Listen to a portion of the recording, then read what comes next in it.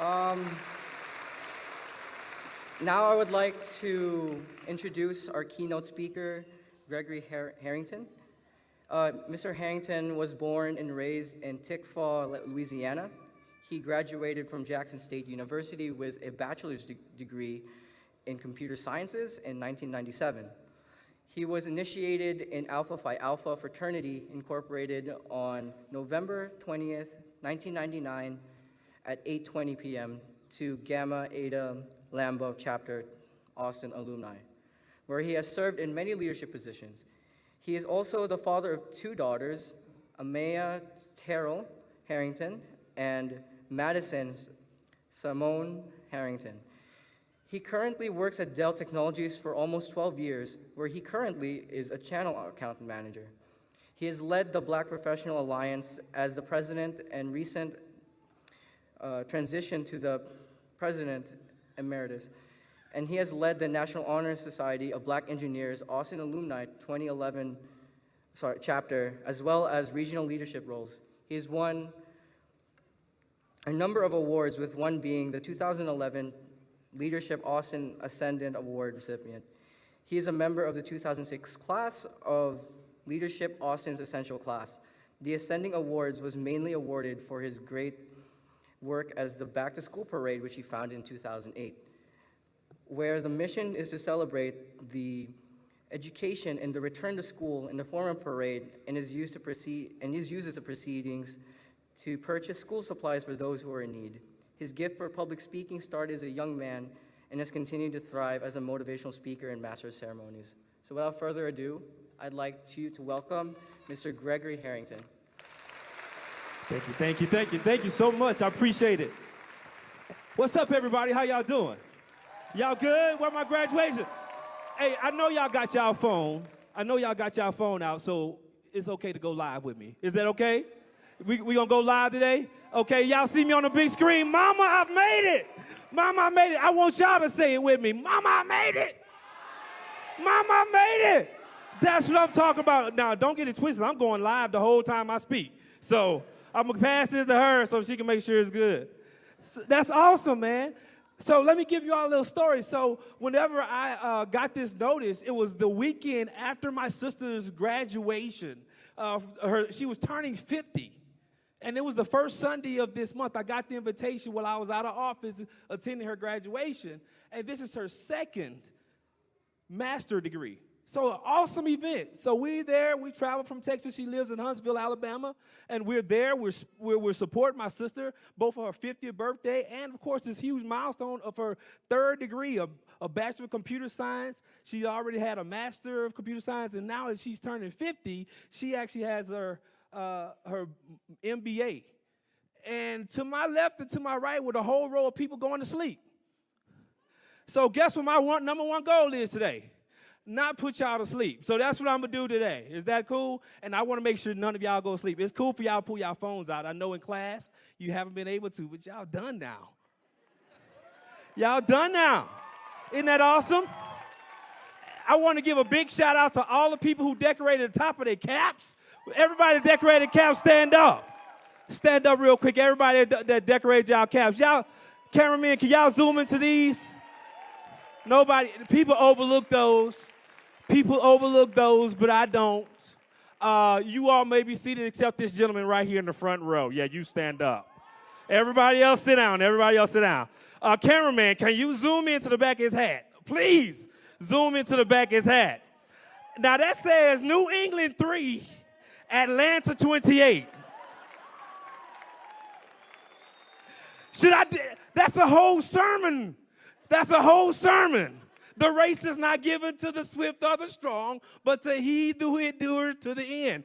I'm in church, so I might as well say at least one scripture. Y'all sit down.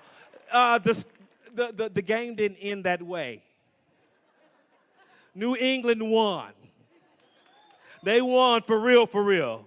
So I'm assuming you in Atlanta. You just want to focus on the positive? Is that what we're doing? Is that what we're doing? We'll talk afterwards, okay? We'll talk afterwards. Is that awesome? Well, I want to thank you all so much for inviting me to speak today. I also want to give a big shout out to the person who gave me a mic, Andy Ward and the whole sound team. Y'all clap it up for them. I just pulled an audible tonight. Don't charge them for this, and don't charge me for getting a handheld mic. I appreciate it anyway.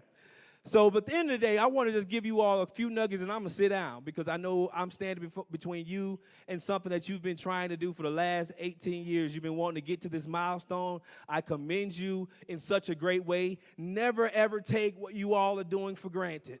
This is huge. I know people who are dropping out with you all, dropping out of school right now at the age of 15 and 16 just to simply sit at home. But you all stuck it through. I want to make y'all make some noise for them. I will never, ever take anybody who's walking through the high school gates for granted. That is a huge milestone, and I never want you all to take that for granted as well. As I was thinking about what to say to you all, I wanted to say, well, do I just scare you all with the real truth that your mama trying to kick you out right now? Or do I tell you there's some good and some bad? All right? I think I'm done with the good. I'm done with the good. So let me just shock your life real quick. It just got real. Mama and daddy are done. And for those who are holding on to their children, mama and daddy, you need to be done. They need to get out. Go away somewhere else besides your house, okay? It's that time. It's that time. And the reality of it all, a lot of times I tell students, college and the military are the stepping stone between your mama's house and your own house. Isn't that real? Because there's these things that don't exist in the real world. Student loans don't exist in the real world. Financial aid does not exist in the real world, right? Mama washing your clothes should not exist in the real world. You understand? So that's a bridge between the two. A meal plan at college is a beautiful thing. Doesn't exist in the real world. So you want to be in a position to leverage this time. Go through a lot of different things that you want to do. Think about some of the small details. I work at Dell. I work for a dude that never graduated from college. His name is Michael Dell. Somehow I think he's okay. But what he did was he took the opportunity to leverage those 4 years and create something new. I challenge each one of you all to think about the same thing. All of the mathematics, all the STEM that you've done right now in class right now, I want to make sure that you all are understanding that is power. That's power. You've had a little longer time to get through. Once you get to college, the teachers may not hold your hand as much. They may not even ask you to do homework. That's up to you if you want to. They may only give tests. But guess what? The nuggets that you all have been prepared with right now will help you get through those journeys. I actually had 2 ripped Achilles. I know you're saying to yourself, well, he's so young and athletic built. Nice jackets cover up a few things. I ripped both of my Achilles. One of my Achilles I ripped in 2005. Playing basketball. The other one I ripped in 2013. My calf muscle in the one that I ripped in 2005 is still much smaller than the one that I ripped just 4 years ago. What's the difference? Whenever I ripped my Achilles in 2005, I was off of my feet, non-weight bearing for 6 weeks. The one on my right leg in 2013, I was off of it for maybe 2 weeks. Why do I tell you this? There's this word called atrophy that set in. If you don't use it, you lose it. If you don't use your muscle in your legs, you lose them. So my calf, I couldn't jump anyway, but I can't jump as high now as I was before. Why do I tell you all this? The skills that you all are using right now, that you've gone day in, day out, studying, your study habits that you formed thus far, the knowledge that you've gained in high school, in elementary, the relationships that you formed throughout these years, I want you to continue to use them. If you don't use them, you will absolutely lose them. Nugget number 2. Failure is part of the process.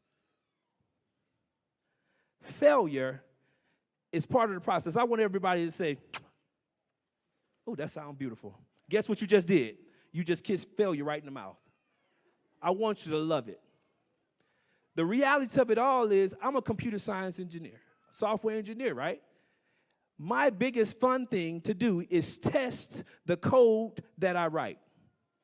Why? Because I'm simply checking to see if the syntax that I have is correct.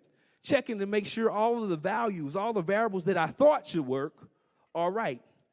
Guess what these guys called video game players are also called? They're called testers. Every time you pick up a PlayStation, every time you pick up a video game, guess what? There's somebody who's actually being paid to play that game. Guess what they're trying to do? They're trying to kiss failure right in the mouth. They want it to fail. And they're getting a lot of money. All they're doing is making the product better. So whenever you kiss failure right in the mouth, all you're trying to do is make the product better. I get it. You may have come up in a home that may not seem normal to some. You may have come from a background that didn't have any money. I know this one gentleman who actually came to this country from Turkey, was going to Texas A&M University. Shouldn't one of y'all be shouting because y'all going to Texas A&M too? I was listening. He then came to this country. He's like, well, people are saying math is hard. And he's like, for my country, math is it's a privilege to learn. It's a privilege to go to school. So why are we in the United States of America not learning math? Guess what he did? He formed Harmony Science Academy. His name is Dr. Soner Tarim. He started out, he had $1,100 as a stipend for school. $1,100 is not a lot of money to do anything with, even in college. And he started Harmony Science Academy. I'm not sure if you all are aware in the audience or even you all, Harmony is the largest charter school in Texas. They're the second largest in the country. Do you think he was scared when he first started? Did he say, well, $1,100 is going to start this school? And look at you all. You all have a diploma now from a school from somebody who had $1,100 in his pocket. His team has grown this to a great program. So look at it. Failure, kiss failure in the mouth. Failure is part of the process. I want to give you all a nugget. I want you all to become a love cat. Everybody say, what's a love cat? Glad you asked. A love cat, basically, Tim Sanders has this book. And the name of the book is Love is the Killer App. Why do I say love is the killer app? He does 3 things. He wants you to share your passion, share your knowledge, and share your network. And by doing so, you become a love cat. I'll give an example. I was actually at Dell's booth recruiting young men and young women at the National Society of Black Engineers. We want to bring some solid talent to Dell. And I understand where I come from. Some people, we put earrings in our ears as guys sometimes to make it look good, right? But sometimes in corporate world, you may get tagged for that, right? So I see this young man come to the booth, and he has a nice white suit. It's sharp white suit at a career fair. So I'm like, well, that's not the right suit. But I understand that I didn't want to let that be a stumbling block for him. So I then look at his resume, and his resume is actually pretty good. So when I'm looking at the resume, looking to actually get him a job at Dell, moving from New York, bring him all the way down here, I never mentioned that white suit to him. So then he comes by my desk from time to time, and he has this nice shirt with Al Capone on it smoking something. Has Al Capone ever smoked something that's legal? I haven't known that vapors were around at that time. he's in the workforce with that shirt on. What am I telling you this for? I messed up. I was not a love cat because I never told him the right attire to wear. Long story short, he didn't make it a year. He didn't even make it a year. The reality of it all is it probably wasn't related to his attire. It may have been related to his mentality. Now, don't get it confused. You see a suit now, but later on you might see me in some Jordans. And I got a lot of them. But it's a proper attire for the occasion. I was not being a love cat by making sure that I shared my knowledge with this guy for him to be successful. I want you all to be able to do it. You have sisters. You have community members. You have neighbors. You have brothers. You have cousins. You all are who they are looking at right now. You are who they're looking at. I want to make sure that you all are familiar with that. 2 more points and I'm going to sit down. I want you all to stand up one more time. We have a system where I'm going to help my parents out. Do any of your children feel entitled? Don't say yes. We know this is a positive day. This is their positive day. Do any of your children feel entitled to get whatever they want? Guess what I want you all to repeat with me. Excuses are, no, that's not loud enough. Excuses are monuments of nothing. Those who use these tools of incompetence are masters of nothing. Do y'all want to have excuses? Have a seat. I want you all to put that in your life. I want you all to put that in your lives. Know it. Excuses are monuments of nothing. Those who use these tools of incompetence are masters of nothing. The reality of it is you do not have the privilege or the entitlement to get the greatest in the world. You must work for it. You must work for it. My young one, this beautiful queen right here, a little 5-year-old, 6-year-old CEO. I call her 6-year-old CEO, my daughter Madison. She says, Daddy, it's Valentine's Day. I say, yeah, cool. She said, I want a fish for Valentine's Day. I'm like, dude, you supposed to get a fish for Valentine's Day? Well, I thought I could get whatever I want for Valentine's Day. I'm like, you got a point. Why get her roses when she wants a fish? So, of course, now I'm taking care of the fish. It's a beta. And they tell me in the store that I'm supposed to feed it 4 little pellets. 4 little pellets. And, of course, me being an engineer is like, that's not a lot of food. So, of course, I tested. Failure in the process. So I tested. And so I'm giving the fish like 4, 8, 12. This fish is getting so much it's hitting his face on the side of the aquarium. And I'm literally rooting for him. I'm sitting there rooting for him to eat the pellets. I'm like, come on, buddy. Her name is Scarlett. Come on, Scarlett. Eat the pellets. We're doing the same thing. Everybody around this edge is looking for you to get your pellets. We cannot jump in the water and get it for you. You got to get it yourself. You got to get it yourself. We actually are in a space where we may even give you the 4, but you better be testing to see if you can get the 8 pellets, the 12 pellets, the 16, the 24 pellets, because that's the world that you actually have. It is there for you to get. My last point, I'm going to have my seat. I want you to have a why. Why do you want to be successful? Why do you want to have the greatness? I'm going to introduce you all to this beautiful queen, my daughter, Madison Simone Harrington. Come on up here, mama. You can let her go. She'll walk up. Y'all seeing this nice red? Come up here, mama. Y'all can make some noise. I'm going to introduce you all to her. This is, I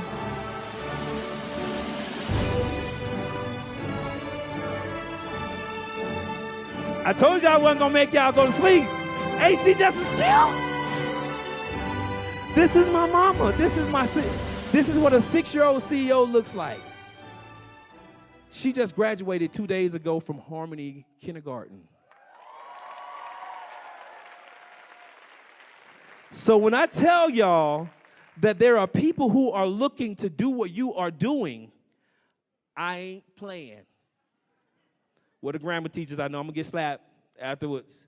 I'm not playing. Stay here, mama. And she actually is she's my why.